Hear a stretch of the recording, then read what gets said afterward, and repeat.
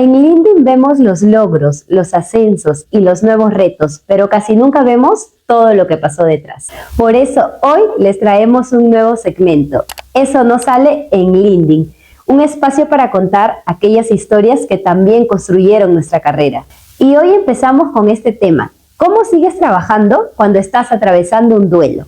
Vale, hay algo que siempre me ha parecido loco del trabajo y es que puedes estar pasando por el peor momento de tu vida y continúa todo, ¿no? Continúan los correos, continúan las llamadas, continúa tu equipo que necesita de ti y la gente de repente te ve seguir con tu vida y se pregunta, oye, Vale está como si nada, ¿no? Y de eso quiero conversar hoy contigo porque a pesar de que estuviste pasando por uno de los peores duelos, ¿no? Varios. Bueno, varios. Seguiste en el trabajo y hoy quiero traer a mesa de cómo estaba Vale en ese momento, qué estaba pasando por dentro mientras todos los demás te veían seguir tu vida. Sí me acuerdo. El tema es que duelo porque he pasado por varios. Por el más impactante de repente, ¿no? Ok. Que te diga en qué etapa estaba. Bueno, yo era asistente. Veía toda la parte de atracción y de reclutamiento, inducción, en una empresa muy, muy chévere en ese momento, una empresa que tenía la aspiración de destacarse en todo lo relacionado a gestión de personas. Es una empresa de rubro de entretenimiento, un casino, y estaba en una etapa que quería comerme el mundo, o sea, donde quería aprender. Me decías, amanecete trabajando, y yo era feliz amaneciéndome trabajando. Y en paralelo, en el 2015 aproximadamente, 2015, sí, no recuerdo bien el año, mi papito sufre un derrame. Producto del derrame estuvo en cama ciertos meses, ¿no? Y con esta ida y vuelta en su salud, producto del derrame, aproximadamente 3 o 4 años. Hasta el 2018, más o menos en noviembre. Más o menos no. Mi papá fallece el 11 de noviembre a las 12 del mediodía, un domingo del 2018.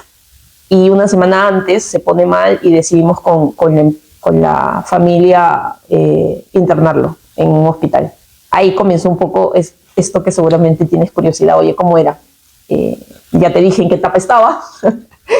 A nivel profesional, comiéndome el mundo, con mucho deseo de crecer, de hacer una línea de carrera, pero por el otro lado con ese tema familiar de que pues mi papito estaba mal, estaba internado, lo internamos en UCI. De hecho a mí me tocó acompañarlo en la ambulancia el día que lo internamos, y una semana después, exactamente un domingo, fallece. ¿Y qué estaba haciendo ese día domingo? Tenía las olimpiadas de la empresa. No lo organizaba yo porque no me dedicaba a esa parte, lo organizaba otra área, pero sí era recursos humanos, entonces también tenía que estar. Sí. Entonces era como que en la mañana estuve con las olimpiadas haciendo barra al color que me tocaba. Nosotros éramos el equipo de los leones, creo, de los tigres, ya no me acuerdo. Un felino era. Y después fui al hospital. Y ese día falleció mi papá. La vida quiso que yo esté en el último suspiro de mi papá, con él. Yo llego al hospital, mi mamá me pidió que busque un sacerdote. Conseguimos el sacerdote, entró al cuarto. No podíamos entrar todos porque en los hospitales acá es complejo, no te dan permiso, y sobre todo si estás en UCI. Entonces entró mi mamá con el sacerdote. Cuando sale mi mamá, le tocaba entrar a mi hermana mayor, pero ella, por cosas del destino, me dice, entra tú no lo has visto. Yo ya lo había visto más temprano, así que yo entré al cuarto, estuve con mi papá, llamé a mi otro hermano que estaba en España para que lo vea por cámara. Luego ya me quedé en un momento íntimo con mi papi. Aún recuerdo su mano, en mi mano, calientita, rica.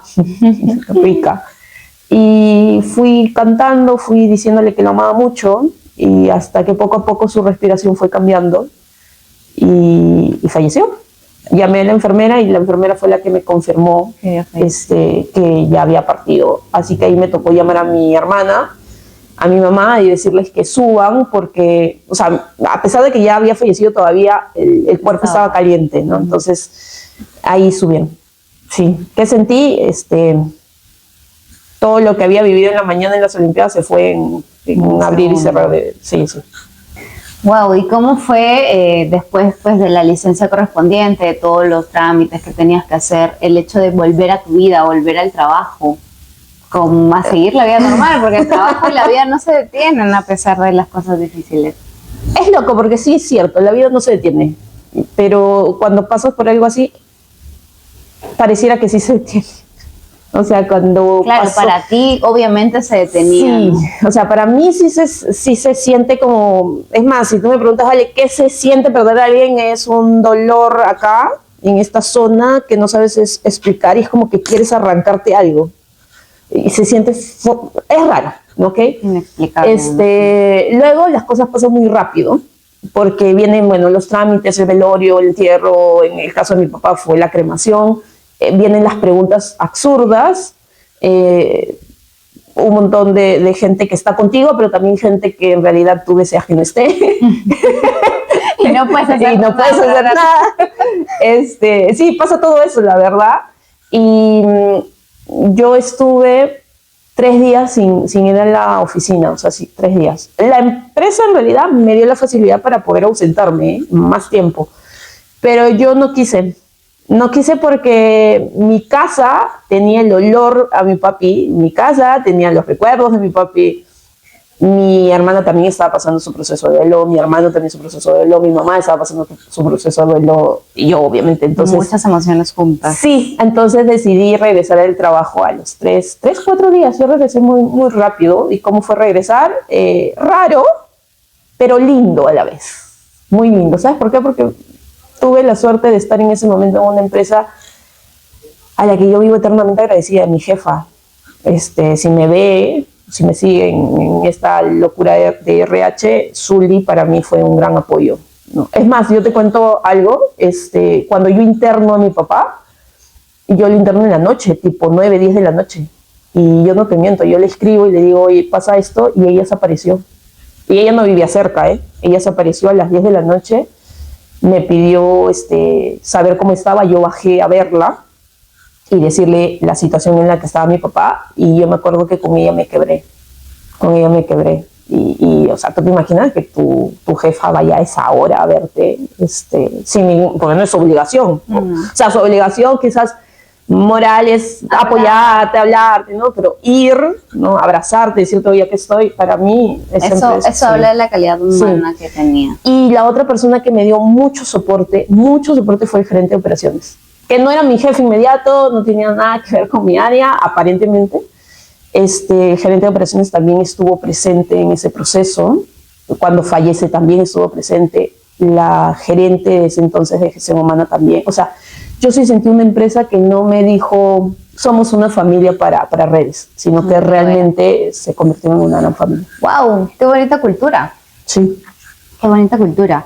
Y qué loco, porque uno podría pensar que de repente el trabajo puede ser una carga en ese momento, pero pues para ti fue un refugio.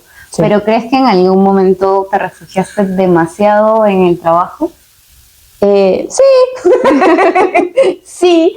Sí, yo creo que sí, pero no lo vi como un refugio forzado. O sea, no en ningún momento sentí un refugio de tengo que, sino más bien creo que en la etapa en la que yo estaba viviendo, yo me dedicaba mucho a trabajar, no hacía otras actividades en ese entonces. Entonces era el único ambiente donde podía distraerme, pensar en otras cosas. Esto no significa que el dolor se fue, porque no. Tampoco significa de que yo iba siempre contenta del trabajo. A veces sí iba y me colgaba un poco o disociaba más de lo que normalmente disocio. Mira, me has hecho acordar que ese año llegó Navidad y, por ejemplo, hicimos intercambio de regalo y en mi trabajo me regalaron una caja que hasta ahora la tengo, que me la regaló una compañera que era mi amiga secreta, y en la caja estaban las fotos mías con mi papá. ¡Wow! Y yo, que nunca he llorado en el trabajo, ahí sí lloré. Sí. Movieron fibras. O sea, como te digo, fluyó, me acompañaron. O sea, yo sí te puedo decir que fue una empresa que sí me sostuvo, ¿no? Y eso hizo de que me refugie, pero me refugie desde un lado positivo, no desde un lado de negar mis emociones o mis sentimientos que estaba pasando. Te permitieron transmitir tu proceso completo. Y lo otro que sí yo descubrí es que a través de mi dolor pude también crear cosas. Esa es mi pregunta. ¿Qué habilidades crees tú que desarrollaste, ¿no?, a raíz del duelo, quizá obligadas, pero que te han ayudado ahora o a lo largo de tu carrera profesional? Un montón. Mira, la pérdida de mi papá me enseñó de que se tiene que cultivar más el valorar a la familia cuando está viva. Ya. Fue algo que me ayudó porque yo más me dedicaba a trabajar. El duelo también me enseñó a ser más empática, pero no este empático de, me pongo en tu lugar, pobrecito, ay, qué pena, sino una empatía más racional, una empatía más de observación, ¿no? Al punto que sí me pasa hoy en día que puedo ver a ciertas personas y saber que algo les está pasando. No necesariamente saber qué, pero sí puedo decir, oye, Dani como que no está normal, Dani como que está molesta. Dani, tienes una nube negra, ¿qué está pasando? Sí. O sea, es como que siento y percibo más las emociones de... sí soy bastante respetuosa, o sea, si hay confianza con la persona le pregunto y si me deja entrar conversamos y si no, también como que respeto eso, pero me doy cuenta. Entonces, como me doy cuenta, si la persona en ese momento me dice algo extraño o me dice algo no asertivo, algo particularmente no me lo tomo personal, es como algo está pasando, ¿no? Y sé que después se va a solucionar el drama, ¿no? El malentendido, el problema, el fondo. Yo creo que eso es lo que me ha ayudado, el duelo. Y justamente de aquí viene la famosa frase, hay que separar lo personal de lo profesional. ¿Tú crees que eso realmente se puede hacer? No, eso es mentira. Eso es mentira. Fúnenme si quieren, ya no me importa. Yo creo que no, quizás es algo que nos adoctrinan desde chiquitos, ¿no? Nos dicen, oye, no, tienes que ser responsable, no puedes sentir, los problemas del trabajo se quedan en el trabajo, los problemas de la casa se quedan en la casa. Yo no te voy a negar de que es importante tratar en la medida de lo posible de que uno no se mezcle con el otro, tratar. Pero lograr es otra historia. Finalmente somos un mismo ser humano, ¿no? Y no hay una fórmula mágica para yo poder decirle al dolor desaparece porque hoy ya tengo, no sé, pues comité gerente, ¿no? O sea, no hay forma. Si te sientes triste, te sientes triste. Sí hay cierta asertividad que tienes que manejar en un entorno laboral porque tampoco puedes llegar pues llorando desconsoladamente. Y creo que eso también te enseña el duelo en el trabajo. O sea, el vivir con el dolor en el trabajo es distinto a vivir el dolor en la familia, distinto a vivir pero finalmente es dolor, o sea, igual lo transitas, ¿no? O igual lo deberías de transitar. ¿Y en algún momento sentiste que en alguno de tus duelos, quizá no en el de tu papi porque aún no tenías algún rol de liderazgo, afectaba tu parte profesional, a tu equipo, tu manera de trabajar? Sí. Me ha pasado con duelo y me ha pasado también con algún tipo de problema familiar, ¿no? Por ejemplo, en esta empresa que te digo que quiero mucho, también me pasó que el día de mi cumpleaños a mi hermano se le ocurre accidentarse. No, mentira, no se le ocurre, ¿no? Porque hoy voy a malograrle el cumpleaños a Valeria. Mi hermano tenía su moto y se accidenta, ¿no? Una camioneta vino en sentido que no tenía que venir, o sea, la culpa la tenía la camioneta y lo embiste. Yo tengo 3 hermanos, ¿no? Sara, Jesús y Jorge. El que se accidenta es Jesús y Jorge, que no estaba acá, está en España, es el que me llama para decirme, oye, Jesús se ha accidentado, está grave. Entonces, para empezar, la forma fue como muy impactante. Muy ¿no? dramática. Muy dramática. Lo loco es que en ese momento mi jefa estaba reunida a puertas cerradas con su jefa, que era la gerente, y con otros jefes. Estaban en un comité de líderes. Y yo decía, entro, ¿cómo me voy? Quiero ir a ver a mi hermano, ¿estará bien? ¿No estará bien? ¿Qué hago? Y sentía culpa, pues, sentía vergüenza de cómo voy a irme sin pedir permiso. Al final me atreví a tocarle la puerta, le cuento a mi jefe y mi jefa me mira con cara de ¿por qué no te fuiste? ¿No? Lo bonito es que la compañía me dio apoyo y me llevaron, o sea, el médico ocupacional me llevó hasta la clínica, esa fue la primera, ¿no? Y de duelo, cuando me divorcié, o bueno, cuando me separé, yo ya era jefa. De hecho, había ascendido y era por primera vez jefa de un equipo de alrededor de 6 personas. El trabajo era muy demandante porque era jefa de atracción de talento de una posición masiva. Y yo comencé a sentir que toda esta separación por la que estaba pasando con mi expareja, sí me estaba pasando factura en la compañía.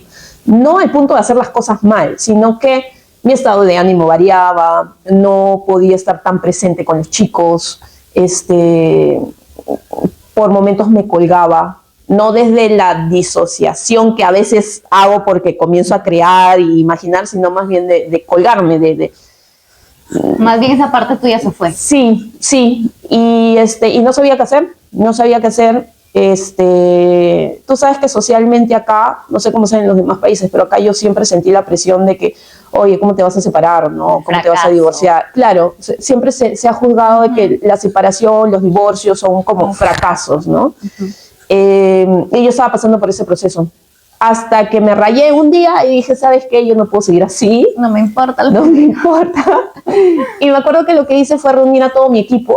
Los reuní a todos, les dije lo que estaba pasando, me abrí con ellos, les conté por qué, para qué, cómo, qué sentía también, les dije que sentía un poco de vergüenza. Y fue bonito porque ellos me ayudaron a lidiar con esa vergüenza. O sea, yo la verdad es que fui pensando que me iban a mirar con cara de, ya, qué roche, ¿cómo me va a contar? Pero no, mi equipo fue muy, muy humano.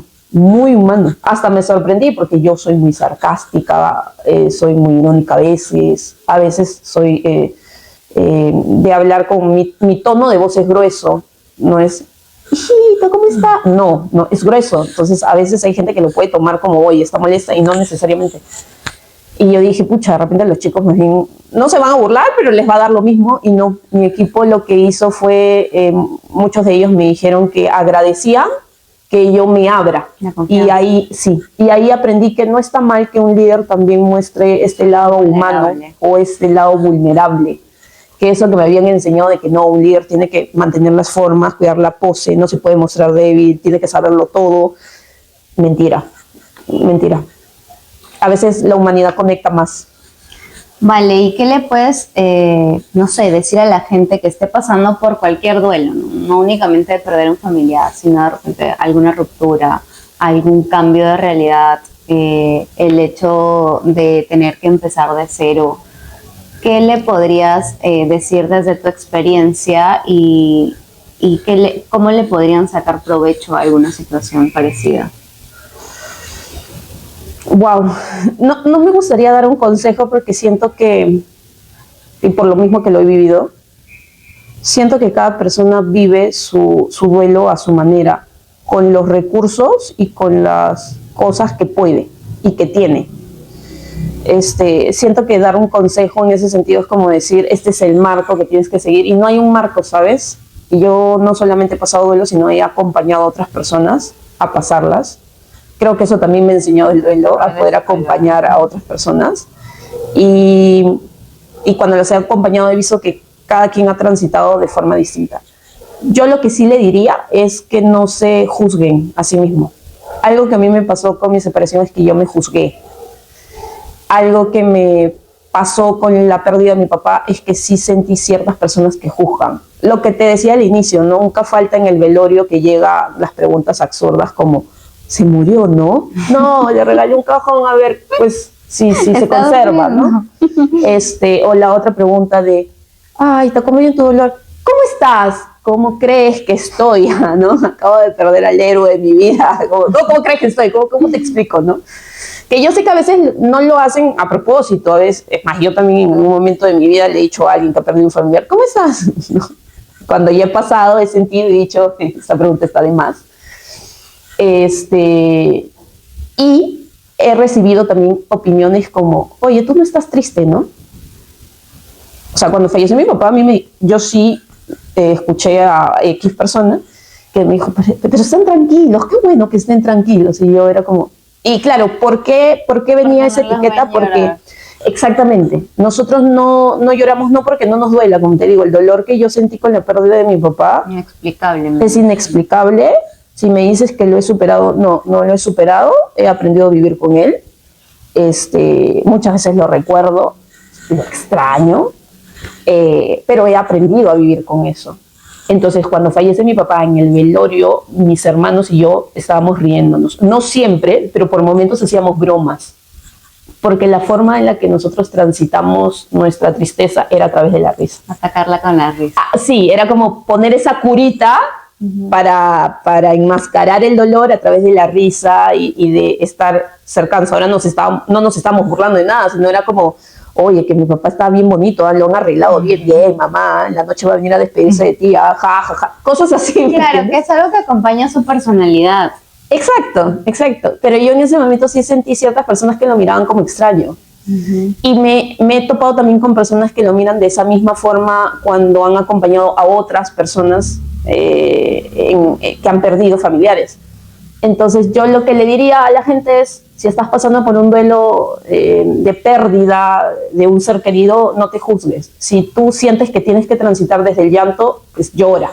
Y si tienes que transitar desde la risa, pues ríe. Y si tienes que transitar desde aislarte y no querer saber nada, por ejemplo, mi hermano, el de España, él no pudo venir al velorio de mi papá. Y él decidió pasarlo solo y se respetó. Y está bien, porque cada quien transita de la forma que... Y al que no está pasando por eso y quiere acompañarlo desde ahí, sin juzgar, sin cuestionar. No es raro, cada ser humano pasa por sus emociones de forma distinta y por sus tristezas de forma distinta. Como te digo, no se supera. Y lo otro que le diría a la gente es, aprende a vivir con eso. No se supera. De hecho, me lo han preguntado. En algún momento se va el dolor y yo... Me hubiera gustado decirle a la persona que en algún momento me lo preguntó, sí se va, pero no se va. No se va. Wow, vale, qué fuerte. Yo creo que al menos de los duelos que me has contado, si viviera por la pérdida de alguna de mis papás, en lo menos que podría refugiarme es en el trabajo. Lo bueno es que tú tienes varias cosas en las que puedes... Eso también aprendí, ¿no? A no solo centrarme en el trabajo, ver otras actividades para refugiarme en otras actividades. Y una de esas fue el clown, que ahora te gusta mucho. Sí. Después de lo de mi papá y después de lo de mi separación y posterior divorcio, yo me metí en el clown justamente para encontrar herramientas, para poder aceptar, para poder transitar las emociones con más naturalidad, para no juzgarme, para verme con más amor, con más cariño, ver la vida también con más amor. Ahora que has dicho la palabra juzgar, ¿sientes que en algún momento, en cualquiera de tus duelos, juzgaste mucho a Valeria? Sí, un montón. un montón. En el de mi papi no tanto. Creo que es porque también el duelo lo transitamos en familia. Claro.